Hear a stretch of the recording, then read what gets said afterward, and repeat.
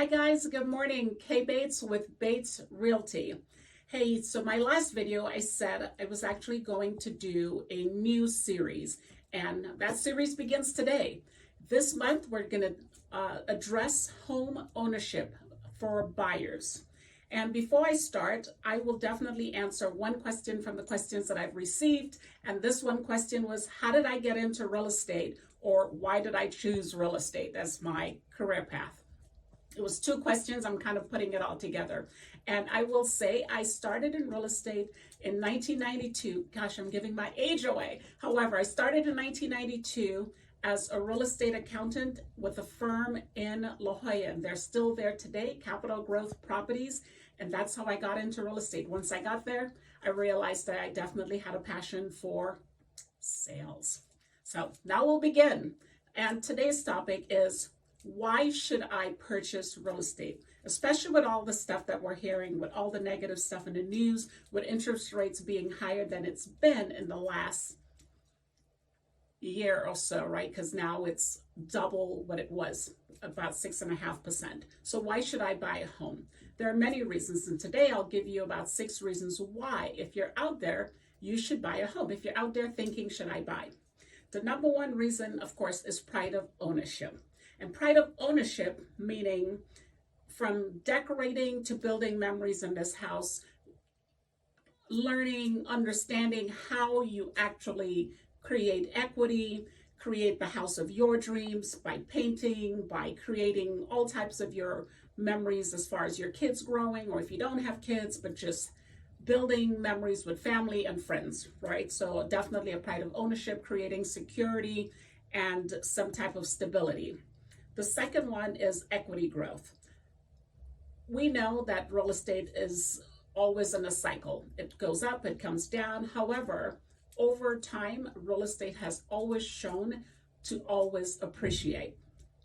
The number 3 reason is mortgage interest deduction.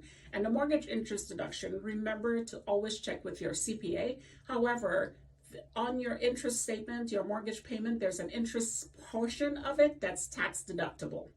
The number 4 reason would be property tax deductions. Again, I'm going to preface by saying, please check with your CPA, because there's first-time buyers credits that you can write off as being a first-time home buyer, and also local state taxes that you can write off, local, state, and county taxes. Capital gains, this is a really big one. Capital gains deduction. So there is an IRS rule, I believe it's section 121, that states if you live in a house, you actually have to have it owner occupied 2 out of the 5 years. You actually get an exemption when you sell the property. And if you're single, it's $250,000. If you're married, it's going to be $500,000. Again, check with your CPA. Mortgage deduction, right? As you pay your mortgage every month, you are actually reducing your principal balance. This is actually another way you gain equity. So I always say it's almost like a ghost account. Every time you pay, you reduce your principal balance. Unlike rent, when you pay your rent, you're not paying or adding the value to anything other than the owner of that property. So the mortgage reduction, principal balance reduction is a huge thing. It's the savings account. So when you turn around and sell this property, you have your reduction in your principal balance, which gives you more money.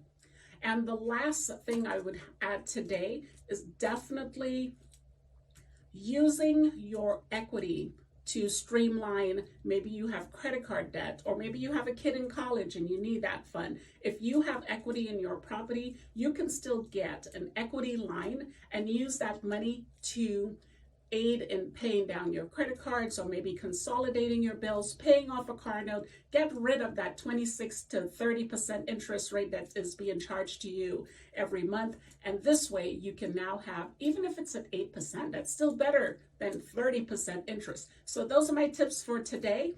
Please, as usual, leave any questions you have. I will answer email or call me or leave a message here. I would love to answer any questions you have.